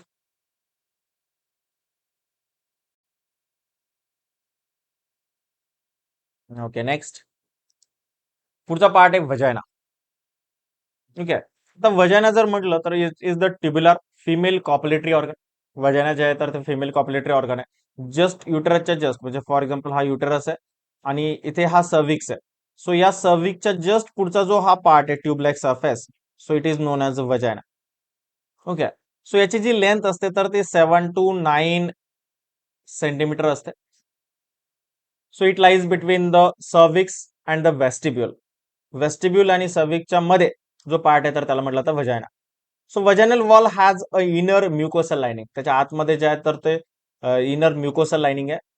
So middle muscular layer and outer adventitia layer. So अशा 3 लेअरनी बनलेला आहे. The mucosal epithelium is stratified on non keratinised part, ज्याच्यामध्ये ग्लायकोजन स्टोअर असतं. ओके, हे सगळ्यात इम्पॉर्टंट लाईन इथे. म्युकोसल इपिथिलियम सेल जे असतात तर त्या स्टार्टिफाईड असतात, नॉन केरॅटिनाइज्ड असतात, म्हणजे त्याच्यामध्ये केरॅटिन प्रोटीन नसतं, आणि त्यांच्यामध्ये स्टोअर मात्र काय असतं? ग्लायकोजन असतं. So there are no gland. वजायनामध्ये कुठलेही ग्लँड नाहीये, but the cervix secretion of mucus is received in the vagina. Cervix जो आहे तर तो काही सिक्रिशन रिलीज केलं जातं, ज्याच्यामुळे म्युकस रिलीज केला जातो during the copulation, because friction avoid करण्यासाठी काही म्युकस रिलीज केला जातो, जे की वजायना रिसिव्ह करतात. The opening of the vagina into the vestibule is called as a vaginal orifice. आता वेस्टिब्युल मध्ये जे ओपनिंग असते, वेस्टिब्युलची जी ओपनिंग असते वजायनामध्ये, सो तिला म्हटलं तर vaginal orifice. This opening is covered partially by fold of mucous membrane known as a hymen. ठीक आहे. सो त्याच्यावरती एक एक फोल्ड झालेला एक म्युकसचा मेम्ब्रेन असतो known as a hymen. The vagina act as a passage for menstrual flow as well as birth canal during parturition. Vagina काय तर दोन कामांसाठी आहे. एक तर मेन कॉप्युलेटरी ऑर्गन आहे, दुसरं म्हणजे मिस्ट्रल फ्लो साठी एक पॅसेज आहे, आणि बर्थ साठी एक बर्थ कॅनल सुद्धा आहे, ज्याच्यामधून बर्थ होते चाइल्डची ड्युरिंग पार्च्युरेशन. सो या गोष्टी आपल्याला माहिती पाहिजे. क्लिअर इथपर्यंत? Next one is the external genitalia. आता एक्सटर्नल जेनेटेलिया काय? So external genitalia, genital organ of the female include the part of external vagina. वजायनाच्या वरचा जो पार्ट आहे ज्याला वल्वा म्हटलं जातं, so covering or wrapping of the vagina. So सगळे पार्ट जे आहे म्हणजे वजायना असेल, वल्वा असेल, पेंडुलम असेल, सो या सगळ्यांना एकत्रितपणे म्हटलं जातं external genitalia organ. Okay. So काय काय बघा. So for example this is the वजायना, आणि या वजायनाच्या साईडला इथे जस्ट थोडासा असा फुगलेला पार्ट असतो. ओके, असा थोडासा फुगलेला पार्ट असतो, याला म्हटलं जातं वल्वा. आणि वरती जो पार्ट असतो असा, ओके, हा जो पार्ट असतो इथे वरती, तर हा पण एक फुगलेला पार्ट असतो, याला म्हटलं जातं pendulum. Okay. So vulva and pendulum असे दोन पार्ट असतात जे फुगलेले असतात, जे वल्वल सेलनी बनलेले असतात. So first part is the vestibule. It is the median vertical depression of vulva enclosing the urethral and vaginal opening. इथे एक अशी ओपनिंग असते, अशी अशी एक फोल्डिंग स्किन असते, सो त्याला म्हटलं तर वेस्टिब्युल, ज्याच्या आतमध्ये युरेथ्रल ओपनिंग असते अँड वजायनल ओपनिंग असते. फिमेल मध्ये दोन वेगवेगळ्या ओपनिंग असतात, मेल मध्ये मात्र एकच ओपनिंग असते, because it's common passage for urine and सीमेन नोन ॲज अ युरेथ्रा. एकच युरेथ्रा असतो. मात्र फिमेल मध्ये मात्र दोन लाइनिंग असतात, वजायनल ओपनिंग वेगळी असते आणि युरेथ्रल ओपनिंग वेगळी असते. देन नेक्स्ट पार्ट आहे लॅबिया मायनोरा. These are the another pair of thin fold inner, that is the labia minora. बघा ही पेयर मध्ये असते. सगळ्यात महत्वाचं लॅबिया मेनोरा कशी असते, पेयर मध्ये असते. The labia majora with which they merge posteriorly to form the fear chate, while toward the anterior end they converge into the hood like covering around the clitoris. So क्लायटोरिसच्या just साईडला, दोन्ही साईडला एक fold of skin असते known as a labia minora, आणि त्याच्यावरती जी असते तर ती असते लॅबिया मॅजोरा. ओके. देन आतमध्ये एक सेन्सिटिव्ह पार्ट असतो, it is the sensory part known as a clitoris, a small conical and sensitive projection lining of the anterior end of the labia minora. It has pair of erectile tissue, त्याच्यामध्ये पण सुद्धा pair of erectile tissues असतात. The corpora cavernosa and is the homologous to the penis. ठीक आहे. याच्यामध्ये जी cells असतात तर ते असतात कार्पोरा, सॉरी, ज्या इरेक्टाईल टिश्यू असतात याच्यामध्ये, तर त्या मेलमध्ये होमोलॉगस ऑर्गन जो पेनिस आहे किंवा पेनिस मध्ये असलेल्या कार्पोरा कव्हर्नोसा ज्या सेल्स आहेत तर त्याला होमोलॉगस असतात. बघा तुम्हाला क्वेश्चन विचारला जातो कधी कधी, which is the homologous organ of the clitoris in the male. So male मध्ये क्लायटोरिसच्या होमोलॉगस ऑर्गन कुठला असतो, तर कार्पोरा कव्हर्नोसा किंवा पेनिस हे होमोलॉगस ऑर्गन असतात. देन नेक्स्ट आहे लॅबिया मेजोरा. लॅबिया मायनोराच्या जस्ट बाहेरच्या साईडला असते labia majora, that is the fleshy fold of skin forming boundary of the vulva. ही पण पियरनी बनलेली आहे. बघा काय काय पियरनी बनलेले आहे बघा. लॅबिया मायनोरास पियरनी पियर मध्ये आहे, क्लायटोरिस पियर मध्ये आहे, आणि लॅबिया मेजोरा सुद्धा पेयर मध्ये आहे. Okay. Forming boundary of the vulva. They are homologous to the scrotum. बघा लॅबिया मेजोरा कोणाला होमोलॉगस आहे, बघा क्लायटोरिस, क्लायटोरिस कुणाला होमोलॉगस आहे, पेनिस किंवा कॉर्पोरा कव्हर्नोसा. देन लॅबिया मेजोरा, मी तुम्हाला सेपरेट हे लिहून देतोय कारण तुम्ही लिहून ठेवा, त्याच्यावरती क्वेश्चन आलेले आहे सीईटी आणि नीट दोन्हीला पण. तर स्क्रोटम सोबत होमोलॉगस आहे. So they surrounded by protect the other part of the external genitalia and enclose the urethral and vaginal opening in the vestibule. So vestibule च्या आतमध्ये एनक्लोज करून ठेवलेलं आहे ऍक्च्युली यांनी दोन पार्ट. कुठल्या कुठल्या ओपनिंग, तर एक्सटर्नल जेनेटेलिया आणि युरेथ्रल ओपनिंग, जसं की urethral opening and vaginal opening. Then last part आहे मोन्स प्युबिस. हा मोन्स प्युबिस जो आहे तर fleshy related above the labia majora, मॅजोराच्या वरती जो पार्ट आहे तर त्याला म्हटलं तर mons pubis. Mons pubis and outer part of the labia majora show pubic hair. आणि हा जो पार्ट आहे इथे तर याला म्हटलं तर मोन्स प्युबिस. सो इथे काय तर प्युबिक हेअर्स असतात, वल्वामध्ये पण प्युबिक हेअर्स असतात. ठीक आहे. For the protection of the वजायना, तर इथे हेअर्स असतील, प्युबिक हेअर म्हटलं जातं त्याला. Okay. So this is the external genitalia in the female. And one is the accessory gland, that is the vestibular gland or Bartholian gland. ही पण pair of Gland असते. Okay. ऍसेसरी Gland आहे म्हटलं जातं किंवा vestibular Gland म्हटलं जातं. एकच gland असते फिमेल रिप्रोडक्टिव्ह सिस्टीम मध्ये. मेल मध्ये मात्र 3 ग्लँड आहेत. कुठल्या कुठल्या, seminal vesicle, prostate gland and bulbourethral gland, किंवा त्यालाच म्हटलं जातं काउपस ग्लँड. इथे मात्र बार्थोलियन ग्लँड असते किंवा त्यालाच म्हटलं जातं वेस्टिब्युलर ग्लँड किंवा ऍसेसरी Gland.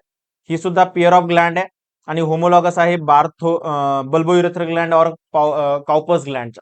Okay. So Bartholin gland is the homologous of bulbourethral gland or Cowper's gland in the male. So they open into the vestibules and release lubricating fluid. हे काय करतं, lubricating fluid release करतं, जेणेकरून friction avoid केलं जातं during कॉप्युलेशन. Clear आहे? Okay. कोणाचे काही डाऊट असेल तर विचारा, अदरवाईज आपण स्टॉप करूया. ओके, भेटूया नेक्स्ट लेक्चरला. तोपर्यंत बाय बाय.